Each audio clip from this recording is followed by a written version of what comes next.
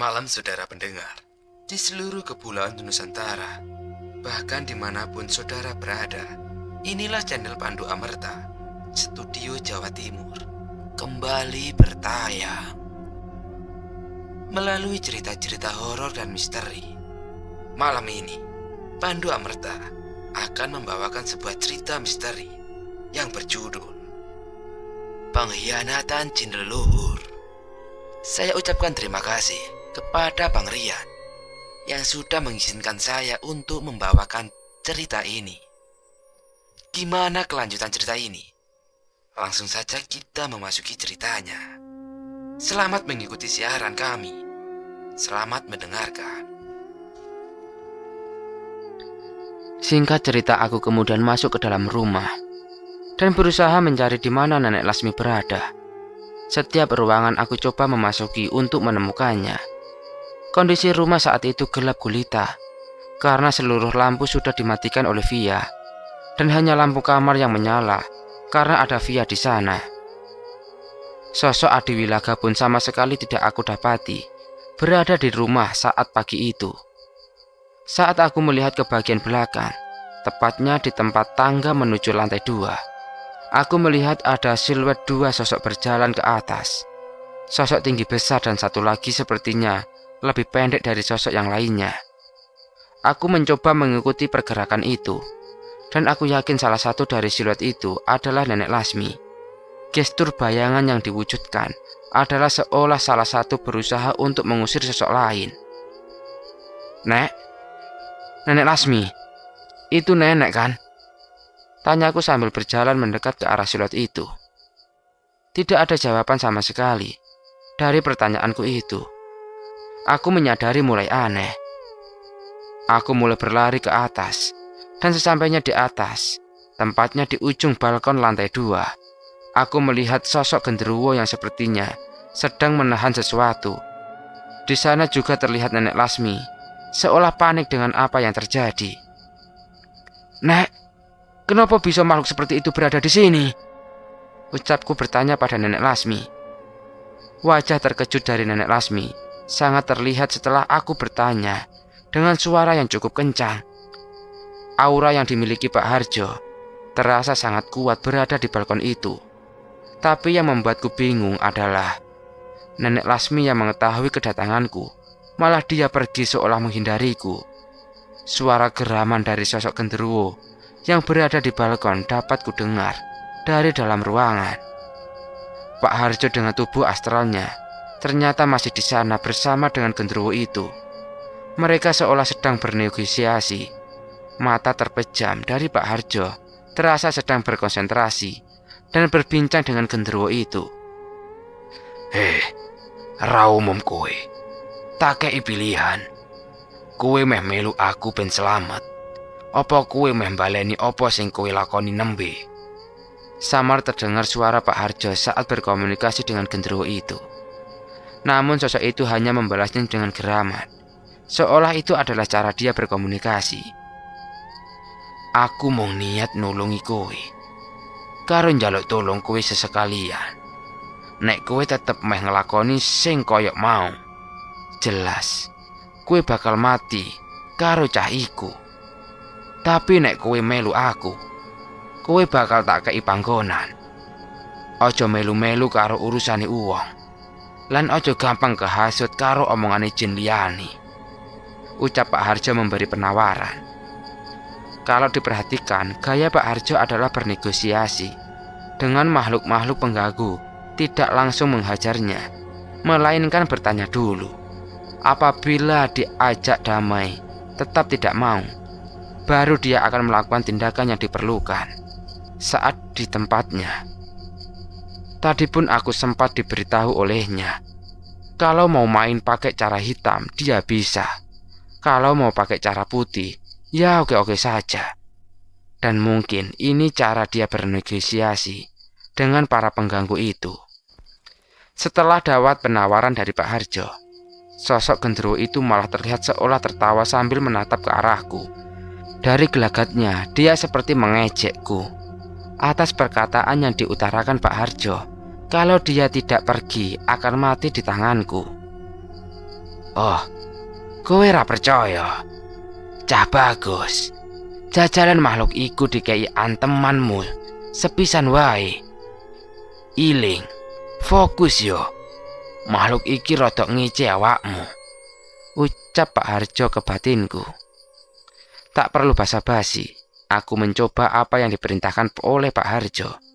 Aku mengumpulkan tenaga untuk membuat serangan pada genderuwo itu. Kupusatkan semua tenaga di tanganku, dan aku lapisi dengan energi astral.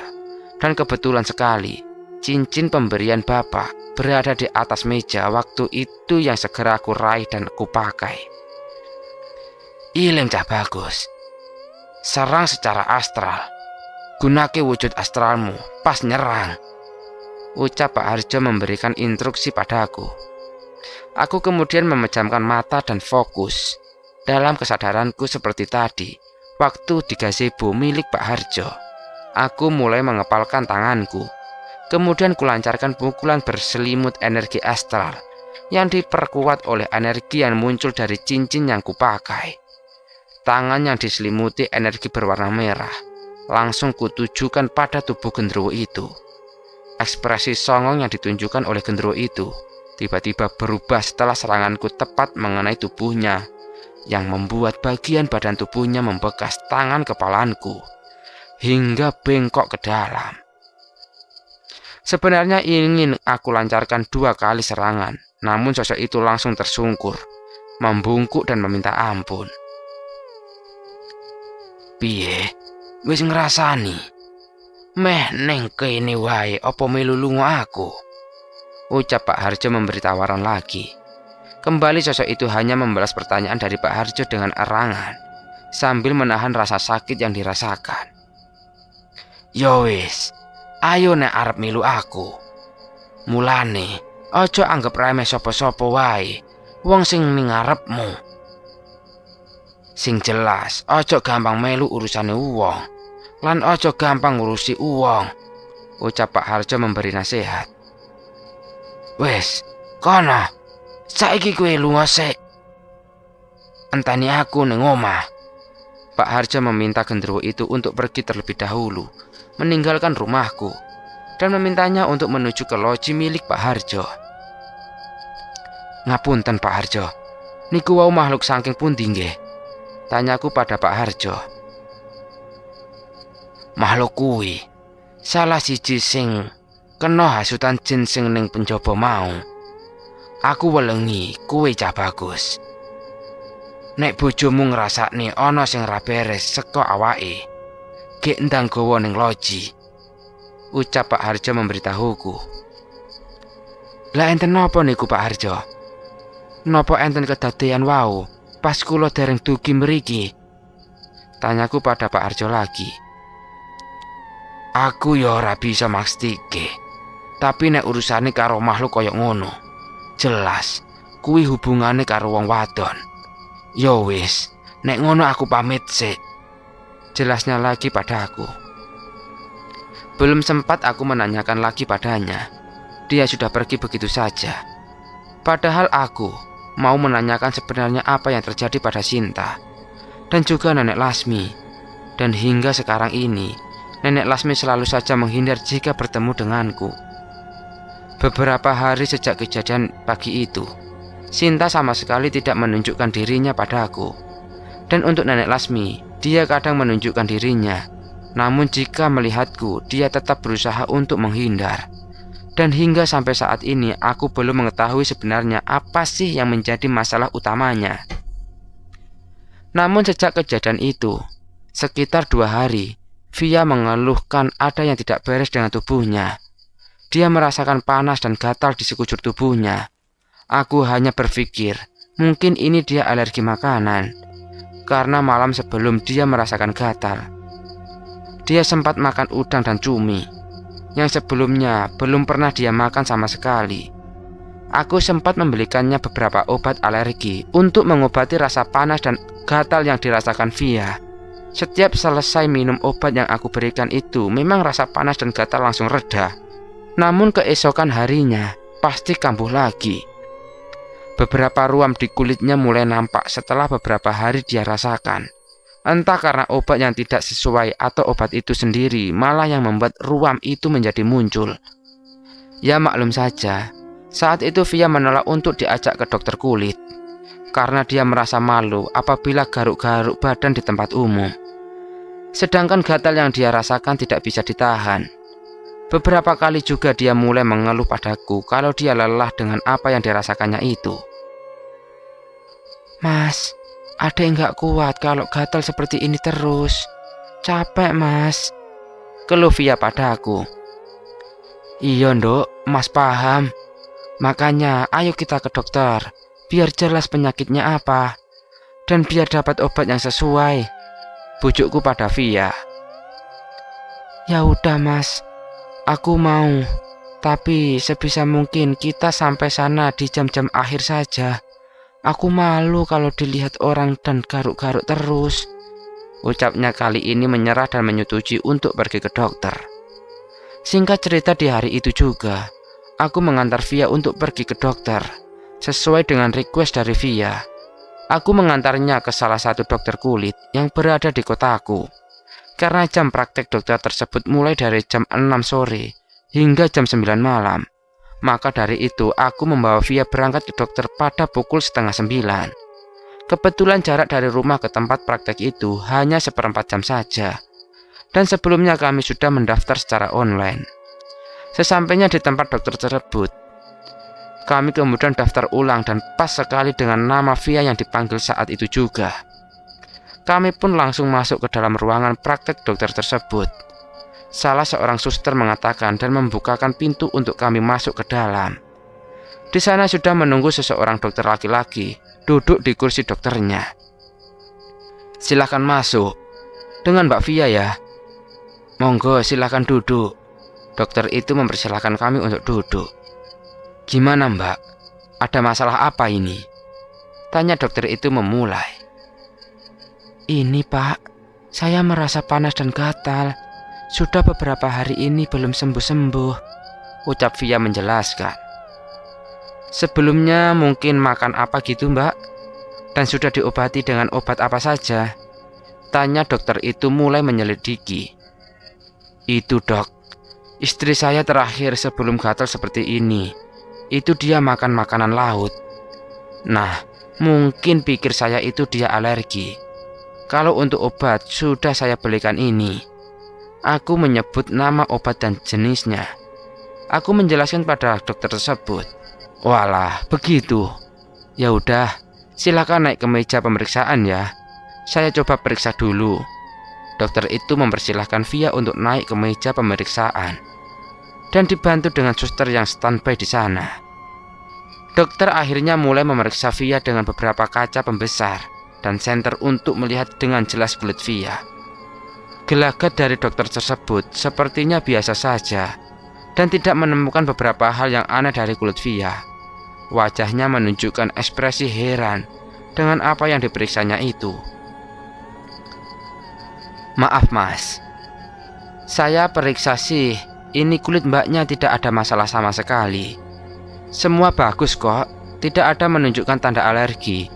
Atau coba mas dan mbak ingat-ingat lagi, kira-kira ada kejadian apa gitu sebelum merasakan gatal ini, ucap dokter sambil kembali ke meja kerjanya dan duduk. Aku sedikit bingung dengan hasil pemeriksaan dokter yang mengatakan tidak ada kondisi aneh pada kulit Via. Dia juga mengatakan kalau ini semua normal. Lantas kenapa Via jadi seperti ini? Dan aku pun meminta saran pada dokter tersebut untuk baiknya bagaimana. Dan dokter pun hanya bisa memberikan obat salep dan obat PK untuk mandi. Dan setelah itu pun kami pulang tanpa mendapatkan kejelasan dengan apa yang dialami Via saat ini. Sedangkan saat di jalan, dia terus mengeluh karena rasa gatal mulai dirasakannya lagi. Aku mencoba menenangkannya dan mengatakan setelah ini kita coba obat yang diberikan dokter itu, barangkali cocok. Dan sesampainya di rumah, aku langsung menyiapkan air hangat untuk Via mandi dengan air yang diberikan obat PK yang diberikan oleh dokter tadi. Dan setelah semuanya siap, dia pun langsung bergegas untuk mandi. Dok, ini mas tinggal ke musola rumah dulu ya. Mas mau buatin kamu air doa, barangkali jodoh, ucapku pada Via yang sedang mandi. Iya mas, jawabnya singkat sambil terus menyiram tubuhnya dan mandi. Aku pernah melihat bapak membuat air doa untukku yang saat itu sedang mengalami sakit yang tidak bisa ditahan oleh anak kecil seumuranku. Saat itu aku mengalami sakit vertigo, kalau menurut dari vonis dokter. Namun beberapa kali diberi obat tetap tidak berpengaruh. Dan kasus ini hampir sama persis dengan apa yang dialami Via. Hanya saja kalau Via adalah gatal, kalau aku vertigo. Kebetulan saat itu sedang turun hujan. Dan sesuai dengan pengalaman yang bapak berikan, kalau air hujan itu lebih baik daripada air PDAM. Aku menuju ke lantai 2 untuk menampung air hujan supaya langsung jatuh dari wadah yang aku siapkan. Dan kembali lagi di lantai 2. Aku melihat nenek Lasmi seperti sedang melakukan sesuatu. Namun entah apa itu. Dan seperti biasa, saat aku akan mendekat ke arahnya, dia langsung menghilang. Aku mencoba mendekat ke arah di mana nenek Lasmi tadi berada. Kulihat di sana ada beberapa helai rambut tergeletak di lantai. Pikirku sih itu adalah rambut Via atau rambutku yang rontok dan terjatuh di sana. Karena memang sering aku dapati rambut Via yang rontok setelah bersisir. Ya maklum saja, rambut panjang pasti beberapa helai akan rontok atau putus saat disisir. Aku tidak menaruh rasa curiga pada hal itu, dan aku kembali mengambil wadah yang sudah mulai penuh berisi air hujan. Setelah itu aku langsung membawanya turun menuju ke musola rumahku. Aku memasang sajadah sebagai alas untuk kududuk bersilah. Dan aku taruh air itu berada di depanku dengan menyebut nama Allah dalam hati dan mengucapkan hajatku. Dan beberapa kali melakukan sholawat Nabi dilanjutkan dengan surat-surat pendek yang aku baca per suratnya sebanyak 100 kali dan terus menyebut nama nabiku. Ada sekitar 1 jam aku melakukan wirid pada air yang aku bawa ini, hingga tak kusadari kalau Via ternyata sudah duduk di belakangku. Dan dia mengenakan mukena. Sepertinya dia baru saja menjalankan sholat dan meminta kesembuhan pada Allah. Ndok, bikin kaget saja. Ini airnya udah selesai mas doain. Ini mulai kamu minum ya sedikit. Terus nanti ambil lagi terus dibalurkan ke seluruh tubuh, ucapku pada Via. Iya mas, ini juga udah mendingan pakai obat tadi. Kalau salepnya sengaja aku nggak pakai, soalnya sama persis sama obat yang kemarin mas beliin, jawab Via padaku. Nggak apa-apa, ini gantinya pakai air ini aja. Terus air ini kan pasti sisa, nanti disimpan ya. Dan dilakukan itu setiap mau tidur atau habis mandi. Aku memberi instruksi pada Via. Setelah apa yang aku katakan, Via langsung mempraktekkan apa yang aku suruh. Dia oleskan air hujan yang sebagian sudah dia minum. Dia mengatakan air yang sudah aku beri doa itu sangatlah segar dia rasakan. Entah itu karena memang efek dari air hujan atau karena doa yang sudah bercampur dengan air itu. Setelah itu kami pun pergi tidur dan Via terlihat mulai tenang dan tidak garuk-garuk lagi. Semoga saja akan terus seperti ini dan dia sembuh. Di pagi harinya aku terbangun dengan keadaan terkejut. Saat itu Via masih tertidur. Aku melihatnya. Wajah pucat pada diri Via terlihat jelas. Aku mencoba-coba membangunkan dia, karena kurasa dia terlihat tidak sehat sama sekali. Dok, bangun dok. Udah waktunya sholat subuh. Buruan bangun. Aku membangunkan Via sambil mengecek suhu tubuhnya. Hanya suara arangan seperti anak kecil yang enggan untuk bangun. Dok, buruan loh. Nanti keburu siang. Aku mencoba membangunkan dengan menggoyangkan badannya. Saat aku membangunkan Via, itu masih pukul 4:30. Dan karena dia susah untuk dibangunkan, terpaksa aku bangun terlebih dahulu dan pergi ke kamar mandi untuk mandi pagi sekalian. Setelah itu berwudu kemudian sholat. Aku pergi ke ruang cuci baju untuk mengambil handuk yang digantung di sana. Suara kucingku terdengar begitu keras meminta keluar dari kandangnya. yang kebetulan memang tempat cuci ini berdekatan dengan kandang kucingku. Ada yang membuatku heran, biasanya jam segini dia masih santai dan tidak meminta untuk keluar. Cukup keras dia meminta untuk keluar dari kandangnya. Bahkan pintu kandangnya pun dia tarik-tarik hingga menimbulkan suara yang cukup berisik. Aku mendekatinya, mencoba untuk menenangkan sebentar. "Moe, kenapa lo tumben banget minta keluar jam segini?" tanyaku pada kucingku. Aku meraih gagang pengunci pintu kandang, dan saat aku membuka pintu kandang itu, secara cepat Moe berlari keluar dan menuju ke salah satu sudut di dekat mesin cuci. Sesampainya di sudut itu, dia mendesis seolah ingin berkelahi dengan sesuatu yang dia lihat. Ekor berdiri tegak, dengan bulu yang mengembang menandakan kucing itu siap untuk menyerang. "Loh, kenapa Moe? Sini masuk dulu. Nggak ada apa-apa di situ." Sambil membujuknya, aku mencoba meraih tubuh Moe untuk kuangkat. Namun saat aku akan angkat, yang ada aku malah terkena cakarnya. Pikirku aneh sekali. Kenapa dia menjadi agresif seperti ini? Apakah ada yang salah dengan dia? Atau dia melihat sesuatu yang aku tidak lihat? Tapi seharusnya aku pun melihat atau setidaknya bisa merasakan apa yang ada di depannya itu. Ada sedikit kasar dengan Moe karena melukai tanganku hingga berdarah dengan cakarnya.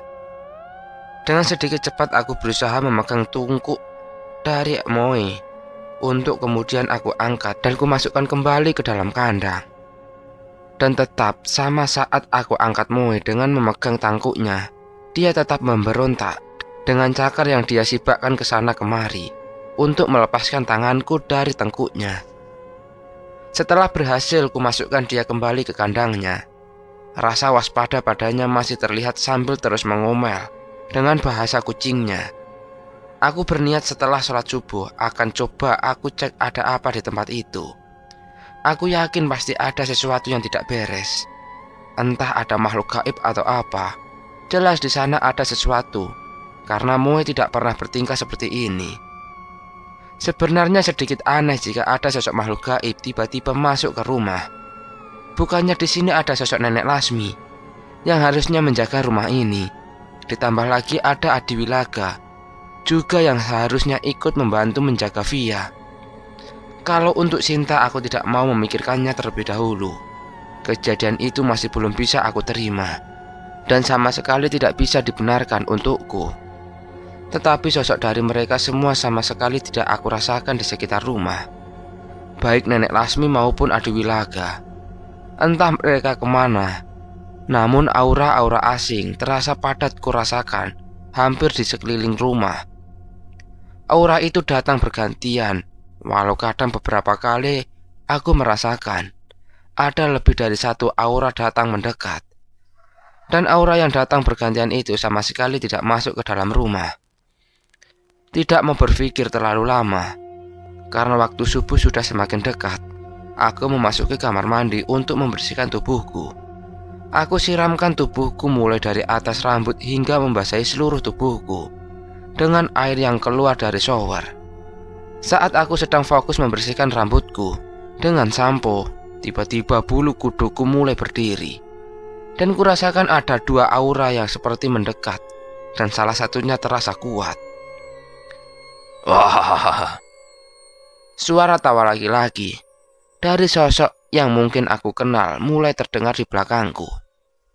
Aku hanya berdiri sambil terus memfokuskan dan meraba dalam batin siapa sosok yang datang ini. Dan tak mau berlama-lama, dalam mencuci rambut langsung aku bilas rambutku yang baru saja aku cuci dengan air. Dan setelah bersih langsung aku membuka mata untuk melihat ada siapa di belakangku.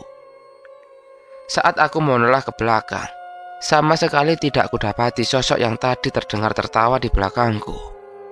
Tapi aku mencoba merasakan aura dari sosok itu. Dan aku yakin sosok kesatria Jawa itu adalah salah satunya. Saat aku mencoba untuk tidak peduli dengan aura yang kurasakan ini dan melanjutkan proses mandiku, Suara tawa itu kembali terdengar perlahan menjauh. Namun kali ini suara tawa itu tidak hanya dari suara laki-laki, namun suara perempuan tertawa juga terdengar. Aura yang aku rasakan itu pun mulai mereda dan menghilang bersamaan dengan suara tawa sosok itu, yang juga mulai tidak terdengar lagi. Selesai berbilas dan mengeringkan badanku dengan handuk, aku lanjutkan dengan berwudu untuk mengerjakan sholat subuh. Dan setelah itu aku langsung menuju ke kamar untuk berganti pakaian, sekaligus membangunkan Via yang ternyata masih belum bangun dari tidurnya. Loh, Dok, kok belum bangun? Udah jam berapa ini loh?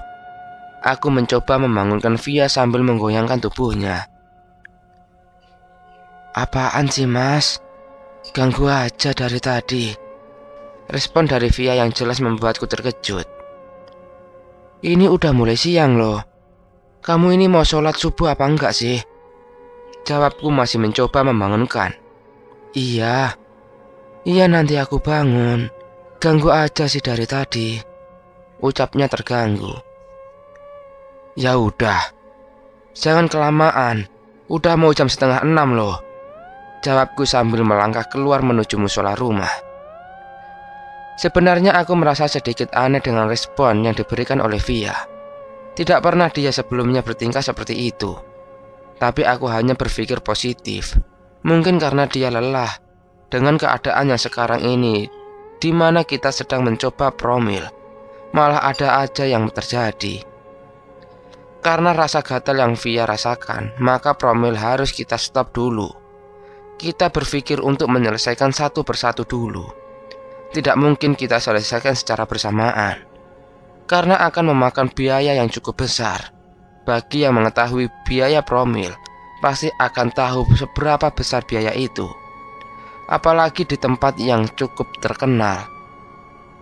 Aku pun segera berlaru ke ruang musola rumah untuk mengerjakan kewajibanku pada Sang Pencipta. Singkat cerita selesai, aku menjalankan sholat subuh. Dan seperti saran dari Pak Harjo untuk mencoba melakukan meditasi di setiap harinya, aku langsung memulai ritual meditasi untuk mempertajam ilmu batinku. Aku memulai dengan menarik nafas dan mengeluarkan nafasku secara beraturan. Aku memfokuskan pikiranku hanya pada Sang Pencipta. Dalam meditasi ini, aku dituntut untuk membuat diri ini menjadi setenang mungkin dan membuang segala hal negatif yang ada pada diri ini. Suara-suara di sekitarku mulai terdengar dengan sangat jelas. Sebenarnya aku mulai terganggu dalam fase ini. Fase di mana banyak suara yang masuk ke telinga, yang menjadi penentuan apakah aku bisa masuk ke fase selanjutnya.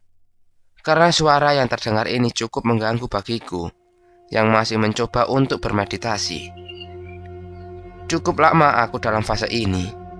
Suara air, angin, detik jam dinding, dan suara motor yang mulai terdengar dari jalan raya mulai terdengar.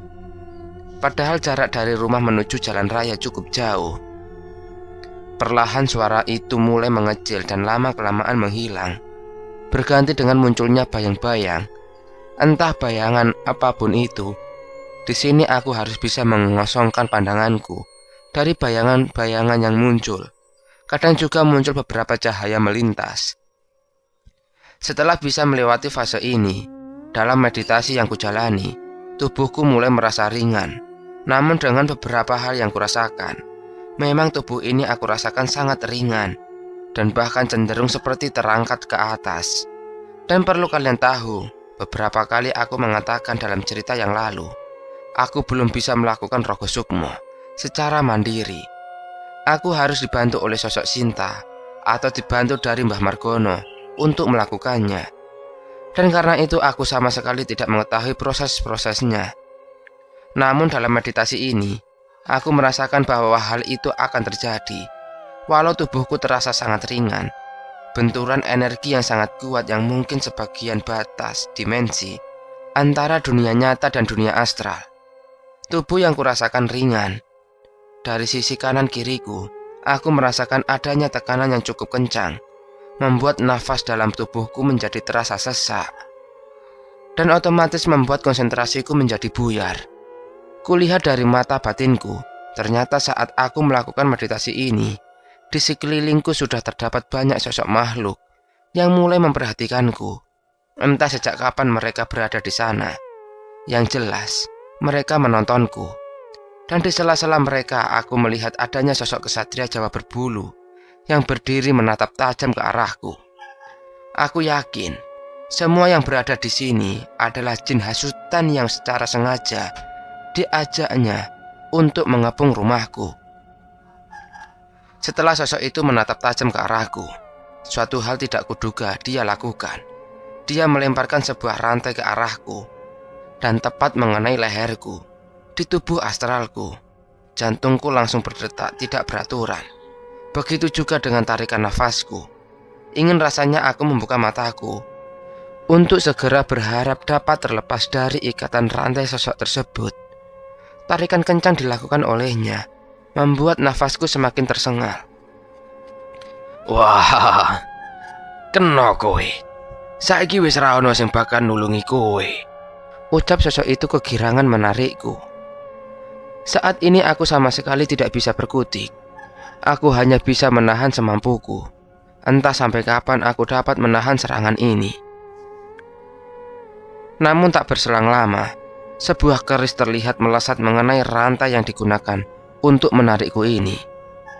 Sosok Pak Harjo terlihat melesat menyusul keris yang dia lemparkan barusan. Dan keris yang dilemparkan itu berhasil membuat rantai itu terputus. Pak Harjo menarik tubuh astralku dan langsung melindungiku secara gaib. Ora tak songko jebel kowe iso secepat iki cah bagus. Nanging caramu metu saka ragamu rong sempurna. Karo durung wayahe kowe metu dhewe. Ucap Pak Harjo berkata padaku. Ngapunten Pak, namung kula sekedar nurut kalih petunjuk Pak Harjo kali wingi. Ucapku padanya. Hahaha, iya le rapopo. Iki salahku. Soale ora ngomongi cara nambah ben sukmamu ora langsung metu ngene. Jawabnya. Setelah sedikit ada pembicaraan denganku, tatapan Pak Harjo langsung menatap tajam ke arah sosok kesatria Jawa itu. Kowe iki jane sapa? Wis tak gatekno saben ana aneh-aneh ning omah iki. Mesti kowe ana ning kene. Ucap Pak Harjo bertanya pada sosok kesatria itu. Kowe pengen ngerti aku iki sapa? Kene tak kei ngerti jenengku. Rungokke sing tenanan. Jenengku Maduswara. Sosok itu berakhirnya menyebutkan namanya. Terus, arep ngopo kowe rene? Ngopo kowe ganggu cah iki? Tanya Pak Harjo pada Maduswara. Kabeh iki ra ono urusane karo kowe. Minggat to. Ucap Maduswara memerintah Pak Harjo. Wis, saiki kowe meh lunga apik-apik. Apa kudu nganggo cara antem-anteman sik? Ucap Pak Harjo bernegosiasi, menyuruhnya pergi. Aku ora ono urusane karo kowe. Mending kowe saiki lunga wae. Ucapnya sambil menggerakkan tangannya menyuruh Pak Harjo untuk meninggalkan kami. Oh, arep kaya ngono. Sadurunge kowe nyelakakno cah iki, adepi aku sik. Pak Harjo menjawab sambil mengambil keris yang tadi dilemparnya. Karena perintah dari Maduswara tidak diindahkan oleh Pak Harjo, dia pun memerintahkan pada makhluk yang berada di sekitar kami untuk menyerang. Namun terlihat dari ekspresi para makhluk yang diperintahnya itu menunjukkan rasa tidak yakin untuk menyerang Pak Harjo, seolah mereka sudah mengenal siapa itu Pak Harjo.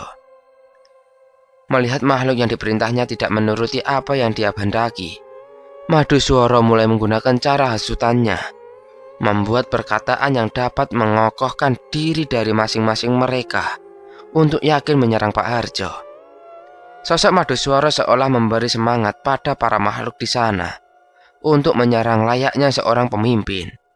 Salah satu dari pasukan yang bisa dibilang mirip genderuwo, namun tidak mirip, karena tidak berbulu, namun memiliki taring panjang dengan lidah yang menjuntai panjang ke bawah. Sosok ini diperintah oleh Maduswara untuk menyerang. Setelah dihasut ulang olehnya, dan alhasil, sosok itu pun mulai melangkah maju dengan suara langkah yang cukup keras, mengingat badannya yang besar. "Tai lengke, mending aja turuti apa sing diomongke makhluk kuwi. Bakal rugi dhewe."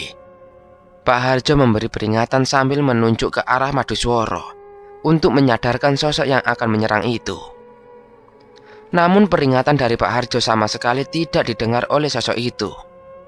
Dengan tanpa basa-basi, Pak Harjo mempersiapkan sebuah pukulan untuk dilayangkan pada sosok itu. Dan setelah posisinya benar-benar dekat, Pak Harjo menyalakan pukulan itu dan berhasil membuat sosok itu